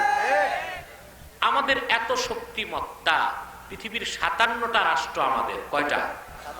200 কোটি মুসলমান আমরা, 70% সম্পদ আমাদের হাতে, পৃথিবীর প্রতি 4 জনের 1 জন আমরা এখন। তারপর আমরা মার খাচ্ছি কারণ আমাদের নিজেদের মধ্যে মুসলিম রাষ্ট্রে ঐক্য নাই। আমরা বন্ধু বানিয়েছি কাফের মুশরিককে, ঠিক কিনা বলেন? অথচ কাফের মুশরিকদের সাথে সহাবস্থান চলবে, সহনশীলতা চলবে না। আল্লাহ বলেছেন তাদের ক্ষেত্রে কি হতে হবে? কঠোর হতে হবে। কথা বুঝতে পারছেন? এতটুক বলার পর কথা বুঝতেছেন? আল্লাহ 4 জন মহিলার উদাহরণ দিয়েছে। কয়জন? পুরুষদেরকে শিক্ষা দিতে 4 জন মহিলার উদাহরণ শুনবেন। আল্লাহ তাআলা বলেন দরাবাল্লাহু মাসালাল লিল্লাযীনা কাফারু ইমরাআতা নূহিন ওয়া ইমরাআতা লূত কানাতা তাহতা আবদাইন মিন ইবাদিনা সালিহাইন فخانتاهما فلم يغنيا عنهما من الله شيئا। আল্লাহ বলেন আল্লাহ কাফেরদের জন্য 2 জন মহিলার উদাহরণ দেন। একজন নূহ আলাইহিস সালামের স্ত্রী, আরেকজন লূত আলাইহিস সালামের স্ত্রী। 2 জন ছিল 2 জন নবীর স্ত্রী। নবীর ঘরে থেকে এই 2 মহিলা কাফের হয়েছে। কি হয়েছে বলেন? কাফের হয়েছে। তারা খেয়ানত করেছে। কি করেছে? ঈমান আনে নাই। তাফসীরের কিতাবে এসেছে নূহ আলাইহিস সালামের বিবি প্রথম এই কথা প্রচার করেছে যে নূহ পাগল হয়ে গেছে। আর লূত আলাইহিস সালামের বিবি কি করতেন? লূত আলাইহিস সালামের কাছে যখন কোনো ব্যক্তি মেহমান আসতো, তার বিবি যে কাফেরদেরকে বলতো যে আজকে লূতের কাছে পুরুষ এসেছে, কারণ তারা সমকামী ছিল। নাউজুবিল্লাহ বলেন। তারা এসে তখন সমকামিতা করত। আল্লাহ বুঝালেন পৃথিবীর মানুষকে 2 জন নবীর বউ হওয়ার পর এই 2টা হয়েছে কি? জোরে বলেন, জোরে বলেন। আর এই 2 নবী তাদের 2 বউকে বাঁচাইতে পারে না। আল্লাহ বলেন ওয়াকিলাত খুলান নার মা'আদ দাখিলিন, তাদেরকে বলা হয়েছে হে নূহের স্ত্রী, লূতের স্ত্রী, তোমরা জাহান্নামে যাও। কথা বুঝতেছেন? 2 জন নবীর বউ, দোনোজন হয়েছে কি? কাফের। যাবে কই? কয়টা উদাহরণ গেল? তারপর আল্লাহ বলেন ওয়াদারাবাল্লাহু মাসালাল লিল্লাযীনা আমানু ইমরাআতা ফিরআউন।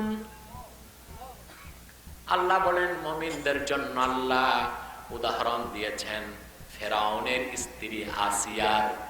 ফেরাউন ছিল এত বড় কাফের, কিন্তু তার বউ আসিয়া ছিলেন মুমিনা।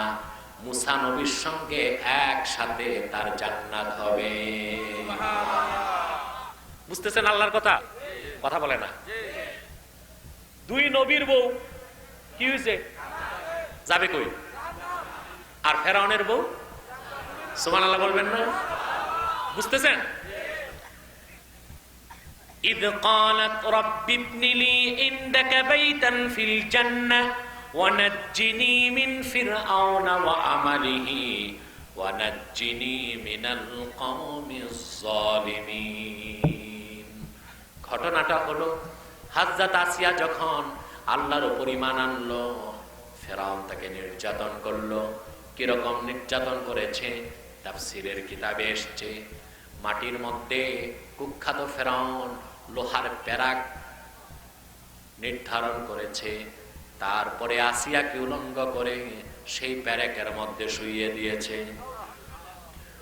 মৃত্যুর যন্ত্রণায় তিনি যখন ছটফট করছেন, আসিয়া দেখেন আল্লাহর জান্নাত দেখা যায়। তিনি আল্লাহকে ডেকে বললেন রব্বিবনি লি ইনদাকা বাইতান ফিল জান্নাহ, আল্লাহ তুমি তোমার কাছে বেহেশতে একটা ঘর আমার জন্য বানায় দাও। ওয়ানাজ্জিনি মিন ফিরআউনা ওয়া আমালি, আর ফেরাউন আমাকে যে নির্যাতন করছে তার থেকে তুমি আমাকে ঈমানের সাথে মুক্তি দিয়ে দাও। সুবহানাল্লাহ বলবেন না? ওয়ানাজ্জিনি মিনাল কওমিজ জালিমিন, আর এই জালেম কওম থেকে আল্লাহ আমাকে বাঁচাও। সুবহানাল্লাহ। যখন মানুষের ঈমান রাখা কঠিন তখন মৃত্যুটা ভালো, ঠিক কিনা বলেন? ঈমান রাখা কি কঠিন হয় তখন মৃত্যুটা ভালো। দেখেন না, ইউসুফ আলাইহিস সালাম যখন দেখলেন জুলাইখা তাকে পাপ কাজ করাবে, তখন তিনি আল্লাহর কাছে দোয়া করছে, আল্লাহ জলদি আমারে জেলখানায় পাঠাও। কোথায় পাঠাও? তাহলে এই মহিলার খারাপ কাজ থেকে কথা বলেন। জুলাইখা কি করছিল? হযরত ইউসুফের জন্য 60টা কামরা বানাইছে। 7ম কামরায় উলঙ্গ ছবি রাখছে, 7 দরজায় তালা দিছে। 7ম কামরায় ইউসুফকে আটকায়া উলঙ্গ হয়ে গেছে। কোরআন সাক্ষী, ইউসুফ আলাইহিস সালাম একটু দুর্বল হয়ে গেছে। হঠাৎ দেখেন হযরত ইসহাক, হযরত ইউসুফের দাদা, এভাবে আঙ্গুল দিয়ে এটাকে সতর্ক করলেন, আর আঙ্গুলের উপর লেখা উঠছে লা তাকরাবুজ জিনা, জিনার কাছেও যেও না। এই যে ভয় ঢুকছে ইউসুফ আলাইহিস সালামের, এক দৌড় দিয়েছেন, ফটাফট তালা খুললো আর দরজা খুলে তিনি বের হয়ে গেলেন। বলেন আল্লাহ, এই মহিলার স্বামী তো আমাকে কিনে আনছে, এর চেয়ে ভালো তুমি আমার জেলখানায় রাখো, মহিলার পাপ থেকে আমি বাঁচব। তো অনেক সময় আল্লাহ জেলখানায় মানুষকে দেয়, তা তো কল্যাণ থাকে। কি থাকে? আসিয়া কি বললেন? কথা বলেন। আসিয়া কি বললেন? আল্লাহ তোমার কাছে বেহেশতে একটা ঘর বানায় দাও, আর ফেরাউনের নির্যাতন থেকে আমাকে বাঁচাও। কয়টা মহিলার উদাহরণ গেল? 3টা। 2টা কাফের, একটা মুমিনা। সুবহানাল্লাহ বলবেন না? 2 কাফের মহিলা ছিল 2 নবীর বউ, গেছে কই? আর দুনিয়ার নিকৃষ্ট কাফের ফেরাউনের বউ গেছে কই? 4র্থ মহিলার উদাহরণ আল্লাহ দিচ্ছে, শোনেন শোনেন।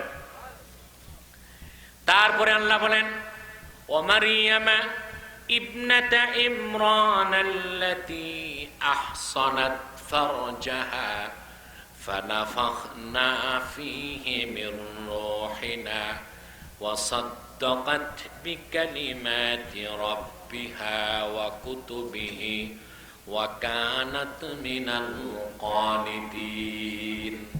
আল্লাহ বলেন আরেক মহিলার উদাহরণ আল্লাহ মুমিনদের জন্য দেন, যিনি ঈসার মা হযরতে মারিয়াম। বলেন সুবহানাল্লাহ। এখন একটা রহস্য আসে না? ও মিয়া সাহেব, কোরআনের তাফসীর বুঝতেছেন সবাই? একটা রহস্য আসে না? 4 মহিলার মধ্যে 3 মহিলার নাম আল্লাহ নেন নাই, 4র্থ মহিলা মারিয়ামের নাম নিছে। কথা বলেন কেন? আসিয়ার নামটা নিতে পারতেন না? কথা বলেন। ওই লূত নবীর বউ, তারপরে নূহ নবীর বউয়ের নাম নিতে পারতেন না? পারতেন? নেন নাই। তারপরে মনে করেন ওই দুজন কাফের ছিল, আল্লাহ নাম নেন নাই। আসিয়া তো খুব নেককার ছিল, তার নামটা কেন নিলেন না? প্রশ্ন আসে না? আল্লাহ চান মহিলাদের নামটা গোপন থাক। তাহলে বলবেন মরিয়মের নাম কেন নিছে? তার একটাই কারণ, ইহুদিরা মরিয়মকে অপবাদ দিয়েছিল সে জেনা করছে। তো জেনার কলঙ্ক থেকে বাঁচানোর জন্য আল্লাহ তার নাম নিয়েছেন, কারণ মানুষকে কলঙ্ক মুক্ত করার জন্য তার নাম প্রকাশ্যে নিতে হয়। রহস্য বুঝছেন আল্লাহ? তা আল্লাহ কি চান, মহিলার নাম প্রকাশ হোক না ঢেকে রাখুক? কথা বলেন। এই জন্যই আলেমদের মতে পুরুষ মারা গেলে এলান হবে, মহিলা মারা গেলে নাম নিয়ে এলান হওয়া উচিত। যেখানে আল্লাহ মহিলার নাম গোপন করলেন, ওখানে আপনারা মহিলাকে এখন গোপন করবেন। নাম কি গোপন করবেন? মহিলারই বের করে দিয়েছেন রাস্তায়। যত অ্যাডভার্টাইজ, পুরুষ না, সব মহিলা। এর দ্বারা কি মহিলার দাম বাড়ছে না কমছে? ইঁদুর মারার ওষুধ, ওইটার অ্যাডভার্টাইজ মহিলা। সাবানের অ্যাডভার্টাইজ, ওটার অ্যাডভার্টাইজ। কথা বলেন না। চুলকানির ওষুধ, ওটার অ্যাডভার্টাইজ মহিলা। আজকে কোথায় নামছে দেখেন। কোরআন মহিলাকে সর্বোচ্চ সম্মান দিয়েছে। আল্লাহ চান মহিলার নাম কি থাক। এই জন্য 4 মহিলার উদাহরণে আল্লাহ 3 জনের নাম নেন নাই, একজনের নাম। ঠিক কিনা? আল্লাহ বলেন চতুর্থ মহিলা হলো মুমিনদের জন্য যে 2 মহিলার উদাহরণ, তার দ্বিতীয় জন হলো হযরত মারিয়াম, যিনি হযরত ইমরানের মেয়ে। কার মেয়ে? জোরে বলেন। ঈসা নবীর নানা ছিল, দাদা ছিল না, বাবাই ছিল না, দাদা থাকবে কোত্থেকে? হ্যাঁ, আল্লাহ বলেন আল্লাতী আহসানাত ফারজাহা, যিনি তার গোপন অঙ্গকে হেফাজত করেছে চরিত্র বিরোধী কাজ থেকে। সুবহানাল্লাহ বলেন। আল্লাহ ইহুদিদের গালে চপেটাঘাত করলেন যে মারিয়াম কোনো অপরাধ করে নাই। ফানাফাখনা ফীহি মিন রূহিনা, আমি তার মধ্যে স্বামী ছাড়া আমি তার মধ্যে আমার পক্ষ থেকে রূহ ফুক দিয়ে দিছি, তাতে বাচ্চা হয়ে গেছে। আমাদের দেশে কিছু মৌলবী সাহেব আছে, রাসূলুল্লাহকে নূরের নবী বলে রাসূলুল্লাহ তো মানুষ ছিলেন, তো মানুষ তো মাটির তৈরি, নূর হয় কেমনে? আচ্ছা বলেন, সব মানুষই কি মাটির তৈরি? আদম আলাইহিস সালাম মাটির তৈরি, আমরা তার সন্তান পানির তৈরি। কোন পানি বুঝেন? কথা বলেন না, ওটা নাপাক বলার দরকার নাই, পানির তৈরি। কারণ ইমাম শাফির মতে বীর্য পাক, হানাফির মতে নাপাক, হানাফির মতে কথা বুঝতেছেন তো? আদম মাটির তৈরি, তার সন্তানরা পানির তৈরি। আদমের স্ত্রী হাওয়া, তিনি হাড্ডির তৈরি। হাড্ডি না? কথা বলেন। আদম আলাইহিস সালামের হাড্ডি দিয়ে আল্লাহ তার বউ বানাইছেন, তো উনি কিসের তৈরি? মাটির না হাড্ডির? আর নূহ নবীর বাপই ছিল না, তিনি হলেন ফুয়ের তৈরি। অতএব সব মানুষই মাটির হইতে হবে এমন কোন কথা নাই। মুহাম্মদ সাল্লাল্লাহু আলাইহি ওয়াসাল্লাম মানুষ, তবে আমাদের মতো সাধারণ মানুষ বলা যাবে না। মুহাম্মদ সাল্লাল্লাহু আলাইহি ওয়াসাল্লামের মাথার তালু থেকে পায়ের তালু পর্যন্ত পুরাটাই নূর ছিল, বলেন সুবহানাল্লাহ। তাহলে আমরা সূরা তাহরিমের শেষ পৃষ্ঠা থেকে কি কি শিখলাম? তওবা। কি? আমরা যেহেতু তওবা নসুহা করি, আল্লাহ আমাদেরকে বিনা আযাবে বেহেশত দিবেন। ঠিক কিনা? হাসর ময়দানে নূর নবী মুহাম্মদ সাল্লাল্লাহু আলাইহি ওয়াসাল্লামের উম্মত হিসেবে আমাদের সামনে ডানে নূর দৌড়াদৌড়ি করবে। তারপর আল্লাহ উদাহরণ দিলেন 4টা মহিলা, 2 জন মহিলা 2 নবীর স্ত্রী গেল কই? আল্লাহ বুঝালেন ঈমান ছাড়া সোহবতে কোনো লাভ হবে না। ঈমান নাই, পীরের মুরিদ হইলে বেহেশতে যাবেন? আমাদের দেশে কিছু ভণ্ড পীর আছে, তাদের কাছে হিন্দুরাও মুরিদ হয়। এখন আপনি বলেন 2 নবী তাদের বউকে বাঁচাইতে পারলো না, এই তথাকথিত ভণ্ড পীর কি তাদের বিধর্মী মুরিদকে বাঁচাতে পারবে? তার মানে সোহবত ইমানের সাথে হলে উপকার হবে। আর সোহবত যদি ইমান ছাড়া হয়, সেই সোহবত কোনো উপকারে আসবে না। তার উদাহরণ লূত আলাইহিস সালামের বউ, নূহ আলাইহিস সালামের। আর ইমান থাকলে কাফেরের সাথে থাকলেও বেহেশতে যাওয়া যায়, যেমন আসিয়া, ঠিক কিনা বলেন? ইমানের পরীক্ষায় উত্তীর্ণ হয়েছেন, আল্লাহর কাছে চাইছেন, আল্লাহ তোমার কাছে ঘর দাও বেহেশতে। তার মানে জান্নাতুল ফেরদাউসে ঘর চাইছেন, বলেন সুবহানাল্লাহ। আর হযরত মারিয়াম, তিনি একজন সতী সাধ্বী নারী ছিলেন, ঠিক কিনা? সতী সাধ্বী নারী ছিলেন, তার কোনো স্বামী ছিল না। হযরত ঈসার তিনি মা ছিলেন, বলেন সুবহানাল্লাহ। ইমানের কারণে ইহুদিদের কলঙ্ক তাকে স্পর্শ করতে পারে নাই। অতএব আমার আজকের এই 3 দিনের সমাপনী বক্তব্য এটাই, আমরা তওবা করে ঠিক হয়ে যাব। রাজি আছেন? ইমানকে মজবুত করব, নেক আমল করব। আমরা মানুষ, গুনাহ হবেই আমাদের দ্বারা, কারো বেশি কারো কম। তওবা করে সব সময় প্রস্তুত থাকতে হবে আল্লাহর কাছে যাওয়ার। এজন্যই সুফিগণ বলেন, ধরা পড়ার মরার আগে মরো। মরার আগে শুনেন না, বলে মুত কাবলা তামুত, মুত কাবলা তামুত, মরার আগে মরো। এর মানে কি মরার আগে ফাঁসি দিবেন? কথা বলেন। এটা ব্যাখ্যা করতে যে ইমাম সিউতি একটা গল্প লেখছেন।